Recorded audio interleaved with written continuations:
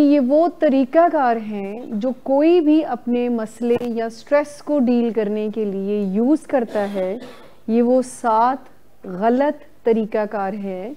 इनको micro addictions इसलिए कहा जाता है कि ये छोटे छोटे सोचने के अंदाज आपको बड़ी प्रॉब्लम्स की तरफ लेके जाते हैं। स्ट्रेस को मैनेज करने के लिए 7 गलत तरीक़ाकार जो है उनको माइक्रो एडिक्शंस कहा जाता है। इसको मैलएडेप्टिव कोपिंग मैकेनिज़म्स भी कहा जाता है, जो ठीक नहीं है। जो ये यूज़ करने से वन डे आप depression disorder, substance abuse disorder, anxiety disorder, anger disorder में चले जाएंगे। तो ये माइक्रो एडिक्शन क्या हुई? कोपिंग मैकेनिज़्म है। टेक्निकली कोप अप करना स्ट्रेस को इन 7 तरीक़ों से हमें किसी बड़ी प्रॉब्लम की तरफ लेके जाता है। हकीकत में वो हमें ड्रग एडिक्शन की तरफ, डिप्रेशन डिसऑर्डर की तरफ, एंजाइटी डिसऑर्डर की तरफ, एंगर डिसऑर्डर की तरफ लेके जाते हैं। ये वो मैलएडेप्टिव या कोपिंग मैकेनिज़्म है जब स्ट्रेस को डील करते हैं हम। तो अगर हम ये यूज़ कर रहे हैं तो we are on the track of emotional disorders. अच्छा, लेकिन उसमें फैमिली की, जैसे उन्होंने कहा, जोक्स अपार्ट, एक बात कि जो पेशेंट जब आपको आकर कहता है ना कि मेरी दवाइयाँ एडजस्ट हो गई हैं, मुझे फ़ोन मिल गया, तो आपकी ये जिम्मेदारी है फैमिली की कि वो काउंसलर से, उनके जो काउंसलर्स हैं उनसे क्रॉस चेक करें। लेकिन हमें कोई पेशेंट कहता है ना, डॉक्टर सदाकत ने मुझे कहा है कि हम ये बात कर सकते हैं और ये बात नहीं कर सकते, यानी हमें उन्होंने आइसक्रीम अलाउ कर दी है या उन्होंने बर्गर अलाउ कर दिया है, तो हम डॉक्टर साहब से क्रॉस चेक करते हैं। साल के तौर पर मुझे हसनैन साहब कहते हैं, डॉक्टर साहब से बात हुई है, उन्होंने मुझे कहा कि ऑनलाइन सेशन आप आईटी में जाकर काम कर सकते हैं या एक चॉकलेट खा सकते हैं रोज़ की। तो ये this is the rule we have here कि डॉक्टर साहब से हम क्रॉस चेक करते हैं। या कोई पेशेंट के मिस शुमाइला ने मुझे परमिशन दी है, स्टाफ को, किसी को भी, तो उन्होंने मुझे क्रॉस चेक करना है कि पेशेंट आपका नाम ले रहे हैं तो क्या आपने परमिशन दी है। स्ट्रेस टॉलरेंस की बात इनफैक्ट हमने करनी थी आज। जी नहीं, स्ट्रेस टॉलरेंस की बात करनी है आज हमने, स्ट्रेस मैनेजमेंट की नहीं, टॉलरेंस की। टॉलरेंस का मतलब पता है क्या होता है? यस, बर्दाश्त करना। लेकिन क्या हम आपको ये सिखा रहे हैं कि स्ट्रेस को बर्दाश्त करें और फिर एक दिन एक्सप्लोड करें? The answer is no. Stress tolerance का मतलब ये है आपकी एबिलिटी होना to cope up with the stressful situation. जब भी आपकी ज़िंदगी में कोई स्ट्रेस आए तो आप कैसे उसके साथ कोप करें, कैसे उसको डील करें, अपनी नर्व्स पर सवार किए बगैर। जैसे आपका बच्चा बार बार आपको तंग करता है तो एक स्ट्रेसफुल सी सिचुएशन हो जाती है। If you have this skill, this is executive skill, so अगर ये स्किल आपके पास है तो उसका तंग करना, अब ये मैं केमिकली और ब्रेन उसके हवाले से बात कर रही हूँ कि आप स्ट्रेस के साथ एक ऐसा ताल्लुक़ बना लेते हैं कि बजाय स्ट्रेस हार्मोन रिलीज़ होने के, आपके ब्रेन के वो केमिकल रिलीज़ होते हैं जो आपको स्टिमुलेट करते हैं। ये टेक्निकल बात बता रही हूँ आपको कि जब आप स्ट्रेस टॉलरेंस के साथ होते हैं, यानी वो एबिलिटी, वो काबिलियत, वो महारत होना कि ज़िंदगी में जो भी स्ट्रेस आए आप उसको ऐसे नज़रिए से देखें कि वो आपके अंदर स्ट्रेस हार्मोन्स को रिलीज़ ना करें बल्कि प्लेयर हार्मोन्स को रिलीज़ करें। कंटिन्यूस स्ट्रेस आपकी इम्यूनिटी को डैमेज कर देते हैं। आप वल्नरेबल होते हैं ज़हनी और जिस्मानी बीमारियों से।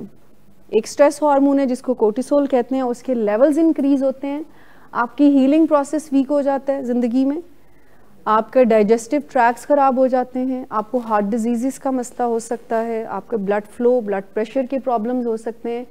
सो कंटिन्यूस स्ट्रेस आपके जिस्म में आपके क़ुव्वत मुदाफ़त को, यानी इम्यून सिस्टम को ख़राब कर देता है और आप बहुत जल्द बीमारियों में घिर जाते हैं। ये एक नुकसान बता रही हूँ मैं आपको, क्योंकि जो स्ट्रेस में हमारी बॉडी में जो केमिकल रिलीज़ होते हैं वो बार बार रिलीज़ होकर फटीग का शिकार हो जाते हैं, फिर आप वल्नरेबल होते हैं, फिर आप थकावट का शिकार होते हैं, फिर आपकी फंक्शनैलिटी, फिर और बहुत सारे मसाइल आते हैं। इसीलिए डॉक्टर्स, फिजिशियंस हर प्रॉब्लम का रीज़न स्ट्रेस आइडेंटिफाई कर रहे हैं। वो अर्थराइटिस हो, वो डायबिटीज़ हो, वो हार्ट प्रॉब्लम हो, वो ब्लड प्रेशर हो, वो साइकेट्रिक प्रॉब्लम की शुरुआत भी यहीं से होती है। जी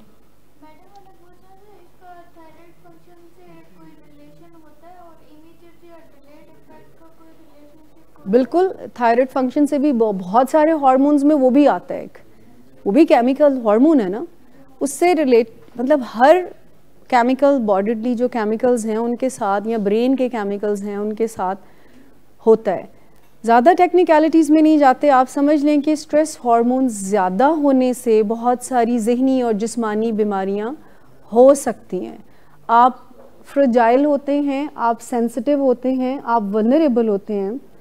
और स्ट्रेस, मैं ये कह रही हूँ कि ये स्किल जो कि कुछ लोगों में एज स्ट्रेंथ एग्जिस्ट कर रही होगी, ऑलरेडी वो स्ट्रेस को एक अपॉर्चुनिटी समझते हैं। स्ट्रेस को एक अपॉर्चुनिटी समझना, सिर्फ इस परसेप्शन से आपकी पूरी फिजियोलॉजी चेंज होती है। कितनी मिरेकुलस बात है, सिर्फ अपना परसेप्शन, अपना नज़रिया, अपने लेंस चेंज करना टुवर्ड्स द स्ट्रेसफुल सिचुएशंस आपकी फिजियोलॉजी को चेंज कर देती है। क्या बात मतलब हुआ इसका याया साहब, कि आप फॉलो अप को एक स्ट्रेस समझने की बजाय, एक मुसीबत समझने की बजाय उसको एक ब्लेसिंग समझना शुरू कर दें। सिर्फ ये सोचने से आपकी उकताहट, आपकी फ्रस्ट्रेशन, ये सारी चीज़ें ख़त्म हो जाएंगी। अभी तो शायद बैक ऑफ द माइंड कोई फियर होगा ना, नहीं है, चलेगा, खुद ही जाना है, खुद ही जाना है, बहुत अच्छी बात। सो परसेप्शन चेंज करने से फिजियोलॉजी चेंज होना, इसका क्या मतलब होगा? डॉक्टर आयशा आप हेल्प करेंगी? आप अपना नज़रिया चेंज करते हैं स्ट्रेस के regarding. Stress tolerance means that कि आप अपना वे ऑफ थिंकिंग, अपना परसेप्शन स्ट्रेस की तरफ चेंज कर लेते हैं, तो आपकी फिजियोलॉजी यानी जिस्मानी अलामतें चेंज हो जाती हैं। मैं बात ये कर रही हूँ कि अगर आप अपना परसेप्शन, नज़रिया, paradigm, way of thinking stressful situation की तरफ चेंज करते हैं तो आपके फिजियोलॉजी चेंज हो जाती है। कुछ लोग स्ट्रेस के सिम्टम्स डिप्रेशन के साथ होते हैं, कुछ लोगों के अंदर स्ट्रेस के सिम्टम एंगर के साथ होते हैं। सो मैनिफेस्टेशन शायद डिफरेंट होगी। वे ऑफ थिंकिंग, एक चीज़ को देखने का पहलू चेंज कर लेना, उसका लेंस चेंज, नज़रिया चेंज कर लेना। और कोई एग्जांपल देगा इसकी? मैं बात कर रही हूँ कि अगर हम नज़रिया चेंज करते हैं तो हमारी फिजियोलॉजी चेंज हो जाती है। आपने सिर्फ देखने का, आपने सोचने का अंदाज बदला। मैं आपको ये मिरेकुलस वे ये कह रही हूँ कि आपकी बॉडी में केमिकल डिफरेंट रिलीज होते हैं। यानी बिलाल अगर मुझे तंग करने के लिए बार बार बात करता है, इस नज़रिए को चेंज करके अगर आप ये कहते हैं कि इनकी अभी ये मजबूरी है और ये अपने आप को कंट्रोल नहीं कर सकता, सिर्फ ये नज़रिया रखने से आपको जो एक चिड़चिड़ापन होता है उनके साथ वो नहीं होएगा। आपकी बॉडी ऐसे केमिकल रिलीज़ करेगी जो सपोर्ट करेंगे आपको। ये इतनी इम्पॉर्टेंट बात हम बता रहे हैं कि बजाय खौफ खाने के, बजाय हाथ पांव फुलाने के, आप परसेप्शंस चेंज करते हैं। एहतिशाम, आप परसेप्शन चेंज कर सकते हैं अपने स्ट्रेस की तरफ। आपका इस वक्त स्ट्रेस क्या है? सॉरी, मीटिंग है इनकी जी। स्ट्रेस की तरफ आपका नज़रिया चेंज हो सकता है। या करंटली क्या स्ट्रेस है आपको? इसका मतलब ये हुआ कि ये स्ट्रेस जो है वो रिकवरी का साइन है कोई। तो आज की बात से अभी तक तो ये सीख लिया ना कि फैमिली को हम मैनिपुलेट इस तरह से नहीं कर सकते कि डॉक्टर साहब ने हमें जो है वो परमिशन दे दी हुई है और वो नहीं दी हुई है। स्ट्रेस टॉलरेंस के बारे में जो परसेप्शन है आपका, जो नज़रिया है स्ट्रेस के बारे में, 100 दिन से लेकर फॉलो अप तक, लाइफ स्ट्रेसर से लेकर, कुछ स्ट्रेस हमारी ज़िंदगी में पॉजिटिव भी होते हैं। जैसे जॉब का स्ट्रेस पॉजिटिव है, शादी का स्ट्रेस पॉजिटिव है, बच्चे का स्ट्रेस पॉजिटिव है, एक्सरसाइज करने का, कुछ भी एक प्रॉपर लाइफस्टाइल को लिव करने का कुछ स्ट्रेसर्स नेसेसरी भी होते हैं, पॉजिटिव, उनको यू स्ट्रेस बोला जाता जी। जब शादी कोई करने जा रहा होता है तो वो एक पॉजिटिव स्ट्रेस पे कंसिडर होता है। आई डोंट नो, एक्सपर्ट्स कह रहे हैं। सो जब आपके पास स्ट्रेस टॉलरेंस आ जाएगी तो आपकी फिजियोलॉजी ज़रा डिफरेंट हो जाएगी, आपका जो बॉडी है वो ज़रा डिफरेंट परसेप्शन देगी। स्ट्रेस को तो हम कंट्रोल कर ही नहीं सकते हैं, वी आर वल्नरेबल। इतनी ज़्यादा इन्वायरमेंट ऐसा है जो हमें स्ट्रेस देगा। लोगों को कंट्रोल नहीं कर सकते, सिचुएशंस को कंट्रोल नहीं कर सकते, तो फिर हम ऐसी कंट्रोलिंग एटीट्यूड के साथ ना डील करें।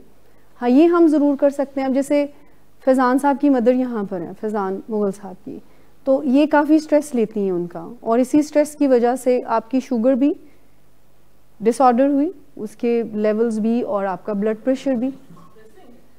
वही तो मैं कह रही हूँ कि जब एक स्ट्रेस अनअवॉइडेबल है, अनअवॉइडेबल स्ट्रेस है ना, आपका लव्ड वन एक डिसईज के साथ है, एक डिसऑर्डर के साथ है, तो ये अनअवॉइडेबल स्ट्रेस है। नहीं, ओके की तो बात ही नहीं मैं कर रही, आप प्लीज़ इसकी डेफिनेशन को समझिए। एबिलिटी टू कोप और thrive in the stressful situation, not survive. Thrive का मतलब ये है कि मैं उसको एक अपॉर्चुनिटी कंसिडर करूं, how can I learn from this situation. So अगर ये अपने बच्चे की अनअवॉइडेबल स्टेट को इंटरनलाइज करती हैं, जो कि स्ट्रेस में बिल्कुल मैलएडिप्टिव पैटर्न है, एक्सपीरियंशियल अवॉइडेंस जो मिस हफ्सा बता रही थी वो यही है, लेकिन इसकी ग्रेसफुल एक्सेप्टेंस के साथ इफ़ शी स्टार्ट लर्निंग कि ये तो मेरी ज़िंदगी में अब आ गया, सो मुझे इसको परसीव कैसे करना है, क्या मुझे इसको एक इलाज समझना है, या इसको एक रोग समझना है, या इसको एक मुसीबत समझना है, या इसको व्हाटएवर। सो जब आप इलाज का नाम देते हैं तो फिर आपकी सेंसेशन डिफरेंट होती है। जब आप एक मुसीबत का नाम देते हैं, एक सदमे का नाम देते हैं, तो आपकी सेंसेशन डिफरेंट होती है। ठीक, जब यहाँ पर सब सुन रहे हैं ये बात और इस परसेप्शन के साथ सुन रहे हैं कि कब 5 बजेंगे और ये सेशन ख़त्म होगा, तो बॉडी जो है वो वैसी फिजियोलॉजी आपकी होएगी, आपको थकावट महसूस होगी, आपको यानी उकताहट होगी। लेकिन जब आप इस परसेप्शन के साथ हैं कि इतनी एक ऐसी स्किल बताई जा रही है जो कि आपको ऐसे डिसऑर्डर्स में ही नहीं जाने देगी और आप उसको समझना चाहते हैं, तो फिर आप अटेंटिव होएंगे, तो आपकी बॉडी उसी तरह से रिएक्ट करेगी। कि जो स्ट्रेस होता है कि रूम अभी तक चेंज नहीं हुआ, तो स्ट्रेस टॉलरेंस हेल्प करेगी ना आपको, लेकिन आप किस बारे में सोच रहे हैं। फैमिली मीटिंग्स में नॉन इश्यूज क्या होते हैं, कोई फैमिली बताएगी नॉन इशू क्या होता है फैमिली मीटिंग में? नॉन इशू क्या होते हैं? नॉन इशू का चलें कोई बात नहीं, नॉन इश्यूज पे बात हो रही है। फैमिली में कोई नॉन इश्यूज भी होते हैं मीटिंग में, स्ट्रेस की बात हो रही है ना, तो फैमिली को नॉन इश्यू स्ट्रेस दे देते हैं और पेशेंट को नॉन इश्यूज भी स्ट्रेस देते हैं। वो क्या होते हैं नॉन इश्यूज? आप सबकी तवज्जो इधर चाहूंगी प्लीज। इसको नॉन इशू इसलिए कहा जाएगा कि यही आपका जो लाइफस्टाइल था ना, वो एक तो नशे की वजह से था प्योरली, ठीक। दूसरी बात ये कि जब आप इसी लाइफस्टाइल को दोबारा लेकर आएंगे ज़िंदगी में, तो उससे आपकी बेहतरी नहीं आएगी। अभी 15 दिन आई एम बिल्कुल आपसे एग्री करती हूँ, ये अगले 100 दिन में भी शायद हील होने वाली बात ना हो। यानी आप किस इशू की वजह से आए, we are using the word non issue, तो इशू क्या है फिर? एडिक्शन, बीमारी इज द इशू। उस पे बात होती है आपकी मीटिंग में? क्या उस पे बात करते हैं कि ये मेरी बीमारी है, ये मैंने सीखा है, ये मैं माफ़ी मांगना चाहता हूँ, let's talk about the issues. मुझे जॉगर्स चाहिए फलां, मुझे मेरे रूम में कबर्ड नहीं है, दैट्स व्हाई मैंने चेंज नहीं किया। Alien logic. आई मीन अगर फैमिली कहती है आपने चेंज नहीं किया और पेशेंट आगे उनसे ये जवाब दे रहे हैं चूंकि मेरे रूम में कबर्ड नहीं है, दैट्स व्हाई मैंने चेंज नहीं किया। स्ट्रेस जो है का ताल्लुक ही आपकी परसेप्शन से है। अगर आप किसी चीज़ को स्ट्रेस परसीव करते हैं तो आपकी पूरा जो बॉडी है, पूरे रवैये जो हैं वैसे ही डिज़ाइन होना शुरू होते हैं। सो स्ट्रेस टॉलरेंस को इंक्रीज करने के लिए कोई 5-6 चीज़ें हमें रोज़ करनी है, तो एज अ स्ट्रेंथ बनाने के लिए, जो बहुत सारी कुछ आप ऑलरेडी कर रहे होगे, ठीक। जिनमें से एक्सरसाइज, इसको हम कहते हैं बॉडी लिमिट्स को एक्सपैंड करना, bye doing walk, jog, exercise, whatever. आप अपनी फिजियोलॉजी पे काम करते हैं by increasing your limits, body limits. तो कितने लोग बॉडी लिमिट्स को रोज एक्सपैंड करते हैं bye doing walk and exercise. दूसरी जो स्ट्रेस टॉलरेंस को इम्प्रूव करने की जो स्टेप है जो रोज़ करना है, वो अपनी डाइट को कॉन्शियसली माइंडफुली खाना है। We have to redesign our lifestyle ना। स्ट्रेस टॉलरेंस क्या वैसे ही आपकी फिजिकल और मेंटल हेल्थ के लिए लेट सोना। आज मैं एक अपने आउटडोर पेशेंट से बात कर रही थी, तो मैंने कहा आप अपनी उनकी जो रात होती थी वो सुबह के 6 बजे होती थी, ड्रग्स में नहीं है, उनका लाइफस्टाइल ऐसा है, शी हैज़ दैट लाइफस्टाइल। 6 बजे सोना, तो पता नहीं उठती कब होएंगी, ये मैंने नहीं पूछा उनसे। अच्छा, जब मैंने उनको ये कहा ना कि आप अपनी नींद को बेहतर कर लें, आप यकीन करें 15 मिनट उन्होंने मुझसे इस बारे में मुझे कन्विंस करने की कोशिश की कि फिजिकली पॉसिबल ही नहीं है। उन्होंने कहा जी मैं जॉइंट फैमिली सिस्टम में रहती हूँ तो हर कोई जाग रहा होता है, तो मैं मिस आउट फील करूँगी अगर मैं जल्दी सो गई तो। वो 12 बजे पर भी नहीं मान रही थी। मैंने कहा इस पे स्टार्ट करते हैं 12 से पहले। ऑनेस्टली स्पीकिंग मुझे बात ख़त्म करनी पड़ी क्योंकि वो बिल्कुल भी उस बात को समझ नहीं पा रही थी कि she has lot of excuses कि ये मुमकिन ही नहीं है। वो ऑब्वियस थी कि ये मुमकिन ही नहीं है कि मैं जल्दी सो जाऊँ, and she is vulnerable for साइकोसिस। एक एपिसोड उनको हो चुका होगा। जब आप जल्दी उठ जाएंगे तो फिर जल्दी सोने की भी आदत हो जाएगी, लेकिन एक क्लॉक आपने जिसको कहते हैं ना वो फॉलो करना है। सो दूसरी इम्पॉर्टेंट बात, अभी डाइट की मैं बात आपसे कर रही थी, आप में से कितने लोग माइंडफुल ईटिंग को जस्ट समझते हैं? मैं फॉलो करने की बात नहीं कर रही, माइंडफुल ईटिंग नहीं समझते। माइंडफुल ईटिंग का मतलब ये है कि जो भी आप खाना खा रहे हैं, ये भी क्या मेरी सेंसेस को यूज करें, क्या मेरी नीड है ये खाना, क्या मेरी भूख की नीड है, मेरी रिक्वायरमेंट है, या जस्ट हम खाना खाते हैं मज़े का है, यानी टेस्ट में अच्छा है। एक हमारा क्राइटेरिया खाना खाने का ये है, दिखने में अच्छा लग रहा है, एक ये है। आप में से कितने लोग आइडेंटिफाई करते हैं कि भूख से खाना आप खाते हैं? कि नहीं, जिसमें आपको लगे कि ना ये भूख है मेरी, प्राइमरी पहला फैक्टर ये हो कि अभी मुझे कुछ खाना है, कुछ खाना है, मैकडॉनल्ड ना भी हो, मंचिंग ना भी हो, क्योंकि इस वक्त मेरी ज़रूरत है तो मुझे खाना है।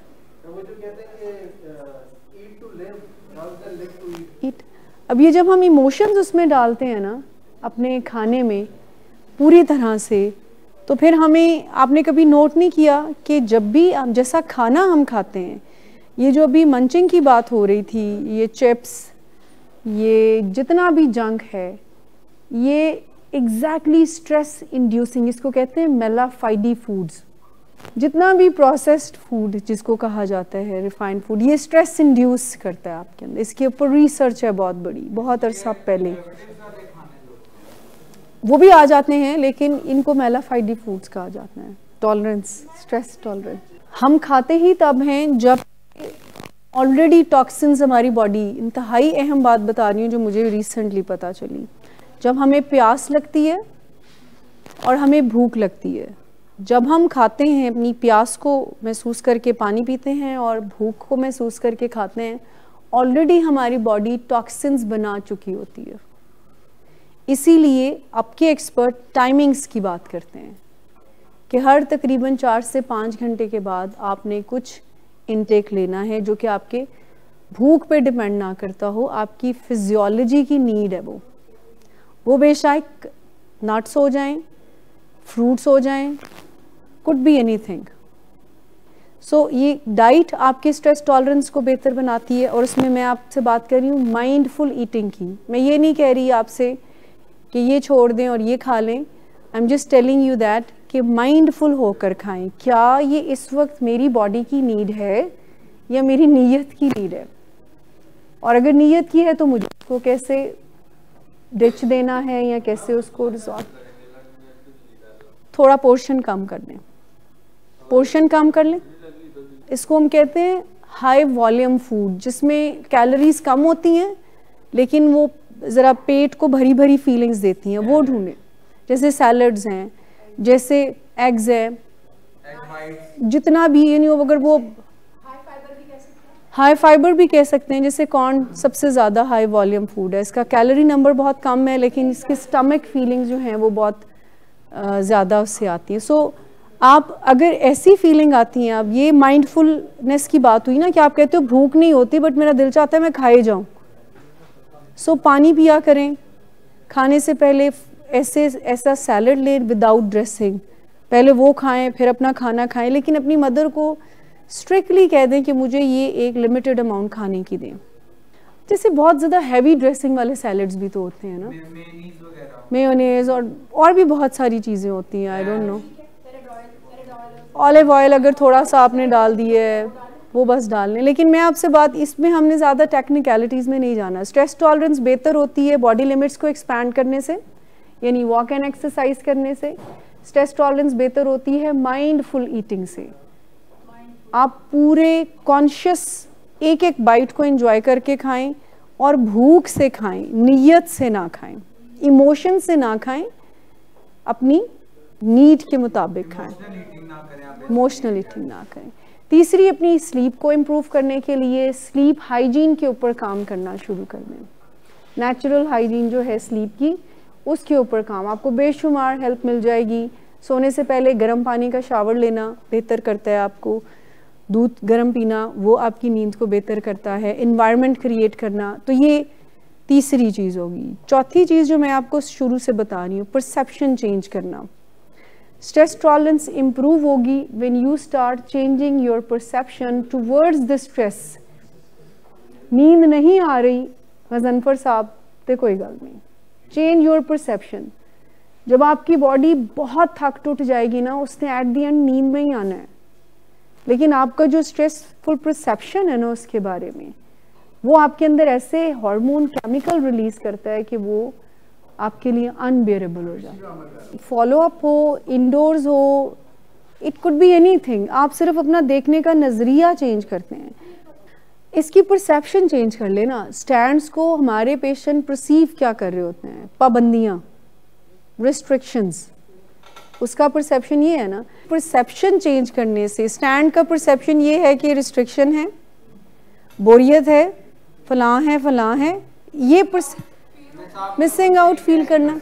परसेप्शन चेंज करने से आपकी फिजियोलॉजी कह रही जी स्टैंड तो कोई फॉलो ही नहीं कर रहे आप। इन चौथी बात जो स्ट्रेस हमारी टॉलरेंस को बेहतर करेगी, आपका नज़रिया, जो बेसिकली मैं आइडिया आज आपको देना चाह रही थी कि स्ट्रेस टॉलरेंस यानी थ्राइव करने की एक कैपेसिटी स्ट्रेसफुल सिचुएशन में इम्प्रूव होती है जब हमने अपने देखने के अंदाज को बदलना है। तो हमारी फिजियोलॉजी चेंज होती है, बॉडी के केमिकल चेंज हो जाते हैं, तो वो हमें पैनिकी करने के बजाय हमारे स्वेटिंग या जो भी आपको सिम्टम्स होते हैं, ब्लड फ्लो इंक्रीज होना, जो भी प्रॉब्लम्स होती हैं वो होंगी नहीं, सिर्फ आपका परसेप्शन चेंज हो जाए स्ट्रेस की तरफ।